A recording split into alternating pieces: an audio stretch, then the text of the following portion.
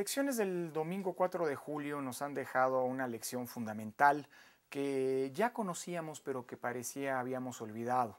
Y es que son el mecanismo por excelencia para que los ciudadanos puedan provocar el recambio en el poder público.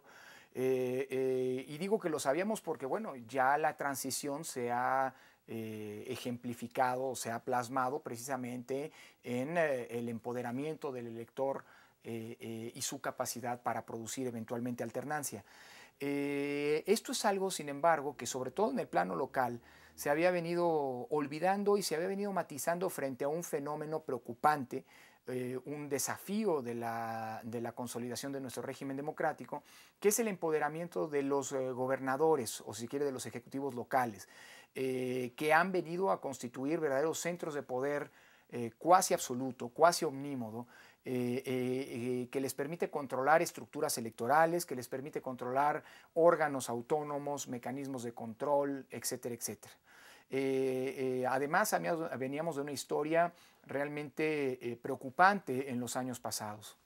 En algunas entidades habíamos visto cómo los gobernadores habían logrado no solamente influir en las elecciones, sino literalmente imponer condiciones a través de el uso indiscriminado de programas sociales, de el uso del fenómeno del clientelismo de manera inhibida, etcétera, etcétera. Es decir, habíamos venido viendo cómo los gobernadores lograban empoderar o expresar su poder influyendo claramente en los resultados electorales. El caso de Oaxaca, el caso de Puebla, el caso de Veracruz, que en las últimas elecciones intermedias hace 3 años habían prácticamente hecho volver la época del carro completo, o lo que ocurrió en esas mismas entidades en las elecciones federales para elegir diputados en el año 2009, evidenciaban un franco retroceso democrático. Sin embargo, la gran lección que nos dejan las elecciones de este domingo 4 de julio es que el elector sigue teniendo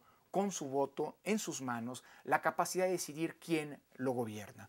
Evidentemente la participación consistente en las urnas, como ocurrió en estas entidades, como ocurrió en Oaxaca, como ocurrió en Puebla, como ocurrió en Sinaloa, en donde la participación rebasó el 60 e incluso rondaba el 65% de los ciudadanos, permitió que la alternancia una vez más se volviera, digamos, una realidad o un fenómeno instalado en el contexto de nuestra democracia. Hay que decir que se trata de un fenómeno transversal que ocupa a todos los partidos políticos. El empoderamiento de los gobernadores no era propio solamente de los gobernadores del PRI, sino también en el caso del PAN y del PRD teníamos estos ejemplos. Un dato relevante es que de 2 elecciones de gobernador, en 6 hubo alternancia.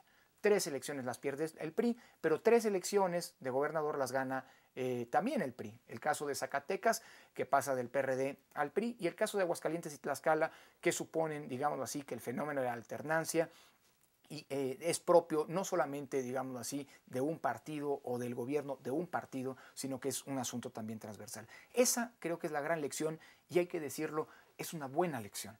Los ciudadanos, con su participación, con su voto, pueden acabar decidiendo todavía hoy, incluso en los contextos de feudalismo de la política, como ocurre en muchos estados, siguen pudiendo decidir su destino político.